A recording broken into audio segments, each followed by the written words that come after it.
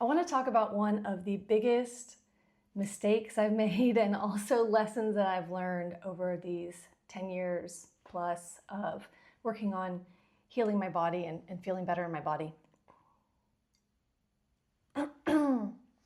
Excuse me. A few years ago, I was in Lisbon, Portugal, spending a couple months there, and I met a woman named Stephanie. She was about my age. At the time, I was 38, I think, and I'm 41 now. And y'all, I had met my match. As I mentioned, and I think it was episode 2, I talk about this a lot. I was doing so much digging and research and these intense protocols, enemas and parasite cleanses, but intense parasite cleanses and diets.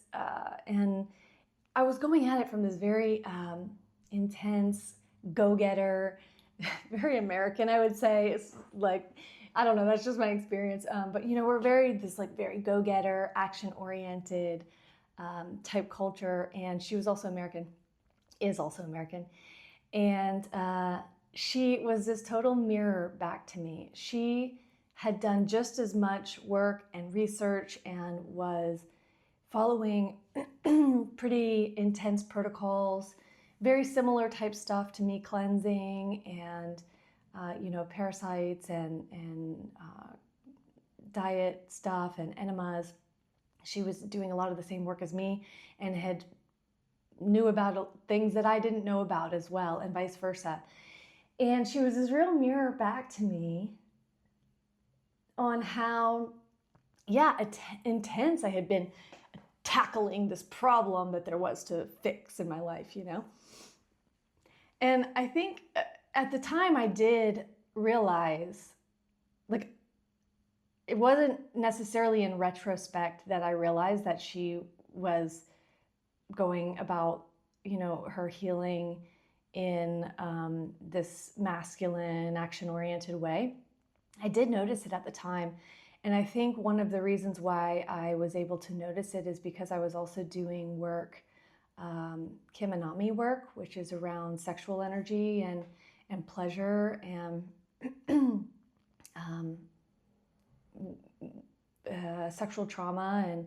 And we hold a lot of emotions in our bodies, and a lot of that impacts our pleasure. We're going to definitely do an episode on this. But I was doing some of that work to really connect with my own pleasure and to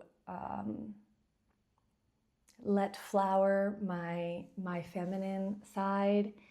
And so I meet Stephanie, and again, she incredible woman, and just, high, what do I want to say? High performer. A lot of us ladies are, a lot of us people are very high performers. And those of us who have health challenges, I think we address that our health challenges in the same kind of high performance manner that we do our businesses and other areas of our lives now. So I meet Stephanie, and we're talking about, enemas and parasites and all of the, protocols that we've tried, and learning about acupuncture and ozone therapy and all of these things. And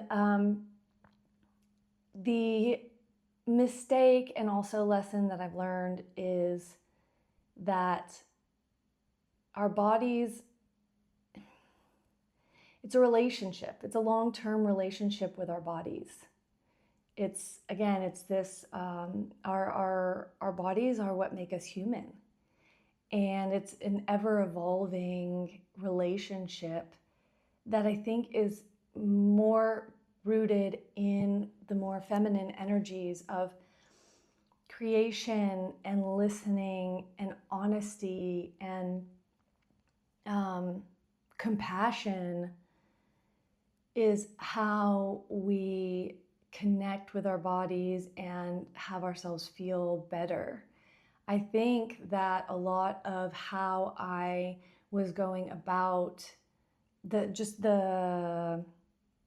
lens through which I was seeing healing myself or healing my body was kind of external. It was like I was looking for all of these things to try, and it was like my brain and my body weren't working together.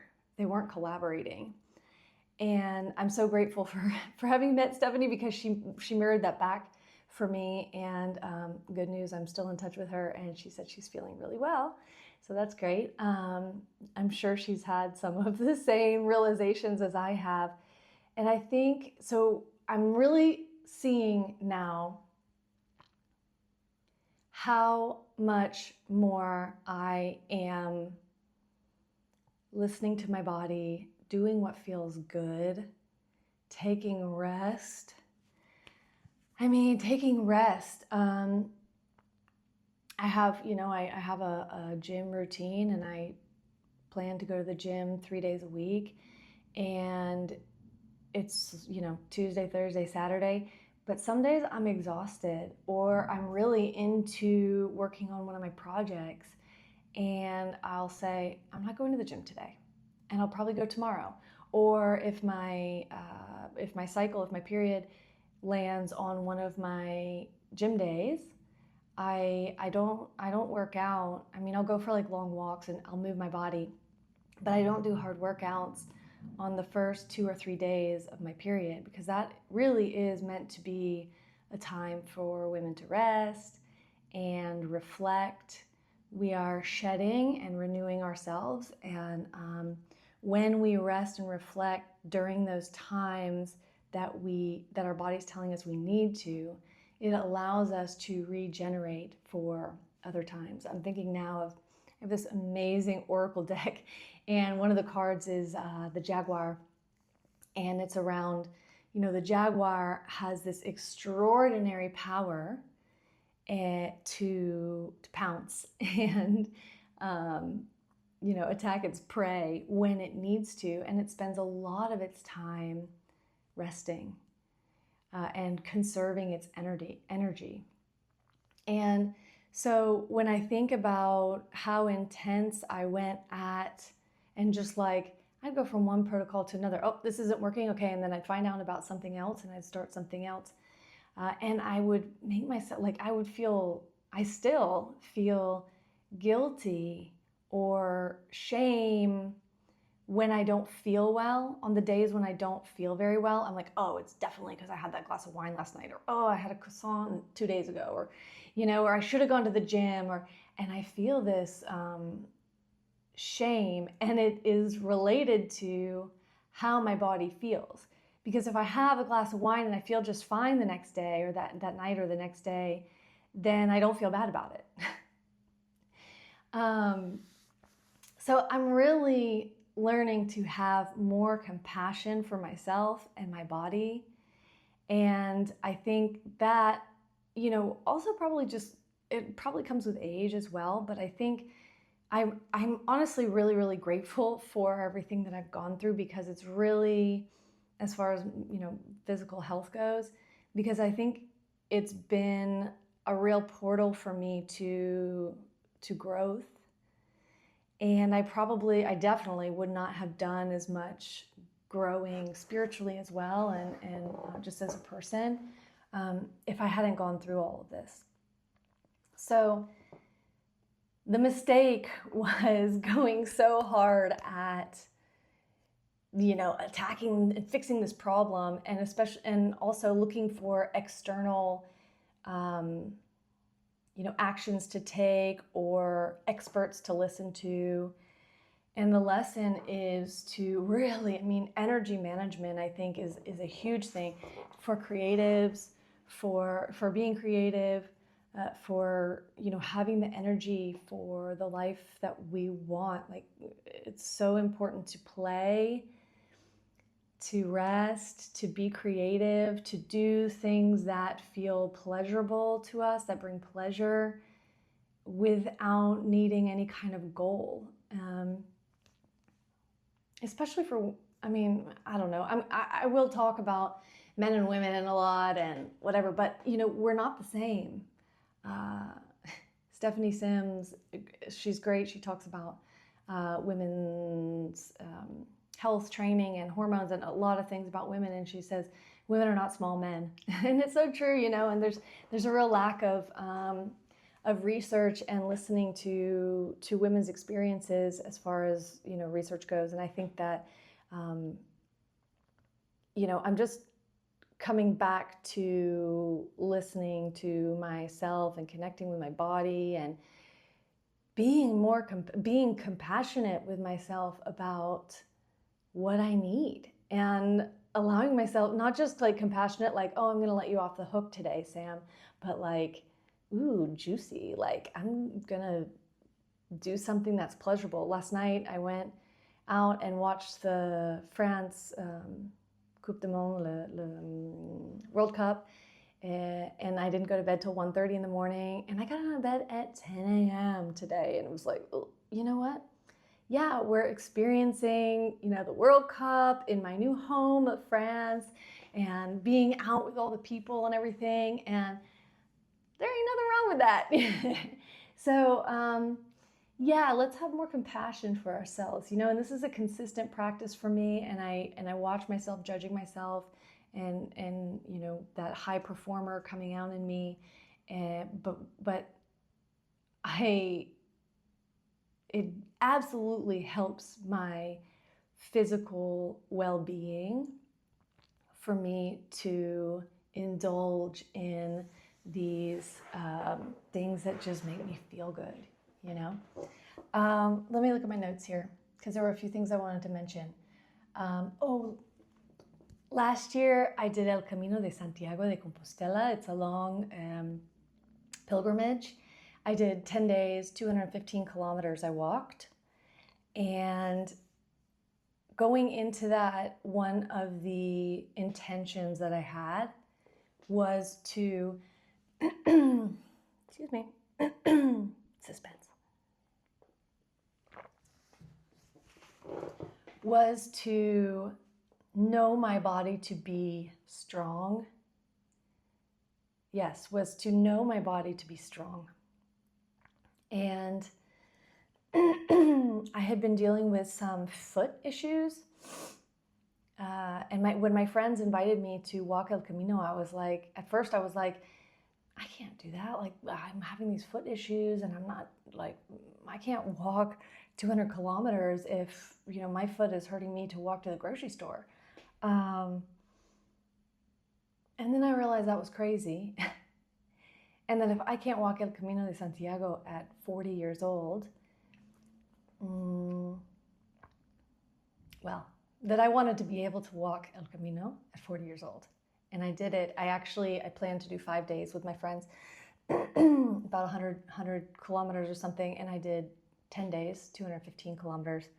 And it was one of the most beautiful experiences, again, of knowing my body to be strong and wise. I had no foot issues. I got no blisters, which I don't even know. Some people say that it's not, you didn't really do El Camino if you didn't get blisters. But, and it was just such a gem of an experience, of an adventure. But it was a challenge that, I think this is the thing. It's like, mindset wise, are we trying to fix a broken body? Am I trying to fix my body as if it's broken? Or do I know my body to be strong and wise, and I can listen to it, and it speaks to me, and from there I'm capable of so much more? That's the lesson that I've learned. So now I find opportunities to challenge myself like that with my body, in a way that's not forceful. Yeah, in a way that's not forceful. I was just speaking with a group of women friends, and there was a full conversation around perimenopause and exercise, and I was really impressed, or, you know, happy to see that everyone was talking about, you need to find what works for you. And I think that's really the time we're going into, is there's so many people, there's an endless number of people out there telling you what you need to do to take care of your body or to, fix your problem. And nobody knows your body better than you. Nobody knows my body better than me. And so if it feels good in a challenging way, it can be challenging, then that's for me. If it feels icky, and this is, okay, so we're going into what I wanted to share today. Well, actually, let's hold off on that. Okay, so what helps for me to be more, to listen to my body more, to have this more, relationship, to work together, to be in collaboration with my body, which absolutely does make me feel physically better. Like I'm getting, more and more tuned in to the things that make me feel worse. And it's like stress, holding tension in my pelvic area. Like I have gone through a few like kind of stressful things over the last couple months, and I definitely felt worse physically when I was more stressed. So things that help me: having fun, healthy fun, like, going to the beach, swimming, hanging out with friends, connecting with people is a huge one, but like good quality conversations, right? Dancing, drawing. I've been doing salsa a lot. Drawing, if that is not stressful for you. It's a little bit stressful for me, but occasionally I'll just like open my notebook and start like sketching, which is, I'm not a drawer. And that feels really satisfying. Or painting, or whatever your thing is. Being honest with yourself and being honest with the people in your life. Having the conversations with people so there's not this underlying, unspoken, unsaid thing. Maybe we should do a whole episode on that. Getting out of my own head. Sometimes it's just, telling somebody, I'm feeling very stressed because I'm not feeling well, and I'm feeling guilty because I feel like I could be doing more to take care of my health, and that would make me feel better. Just saying that to someone else. Other people are so much more compassionate with us than we are with ourselves, right? We always do that with other people. Like we let other people off the hook, or we sympathize with other people. We're more compassionate with other people a lot of the time than with ourselves. So sometimes just talking about it with somebody else and be like from this heart open, like I feel nervous or guilty or sad about this thing, that really helps me. We're meant to be fun. We're meant to have fun, to create, to be joyful, to feel pleasure. And we bring, women especially, women, women bring color to lives. Ask your men about this. Like, we bring color and warmth and texture to the world and to our households, to relationships. Like that's what we're, a big piece of what we have to offer the world. And so it requires us to have this compassion and love for ourselves so that we can feel joy and pleasure and be creative. Here's a takeaway. I notice that I have been very much in my head for a lot of my life. And this was something that the physical symptoms really had me kind of break open, and I'm working on practicing being more in my body, as I've said. So the takeaway here, or the thing that you can practice, is talking to and listening to your body. So when you wake up in the morning, say, okay, body, I hear you. You feel a little sluggish this morning. What do you have to say to me? And then just be silent for like 30 seconds and listen to your body. I started doing this recently. I did not get through 30 seconds. I noticed that like 6 seconds in, I was off doing something else. or, thinking about something else, being somewhere else, not being present. Touch your body. Like, touch your breasts, like caress them, feel what's going on in there, like with love and compassion. Touch your belly, rub your belly. Rub your legs. I love, okay, let's see. We're gonna stand up here. I love doing this, and even when I just start doing this, I notice that I'll start to relax. Like these muscles, I'll start to relax. Or this feels super good. Or, just like rub your body, touch your body. And again, talk to your body. So the best times to do that would be in the morning when you wake up before you get out of bed. And in the evening, say, okay, hi body. I noticed that today your feet were hurting. Or you had really good energy today. Thank you. I'm so grateful for you. And just sit and listen and be present for a few seconds. Okay, so this is my, practice. And I think, relating it back to Unstuck, when we have this relationship with the body, things will flow more because we're out of our heads and in our hearts. And things will flow more and we'll be able to release.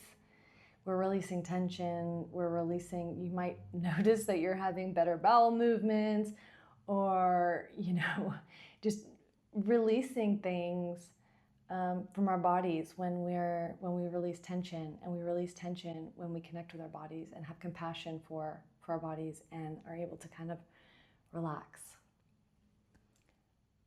So I hope this was helpful for you, and I'll see you in the next episode.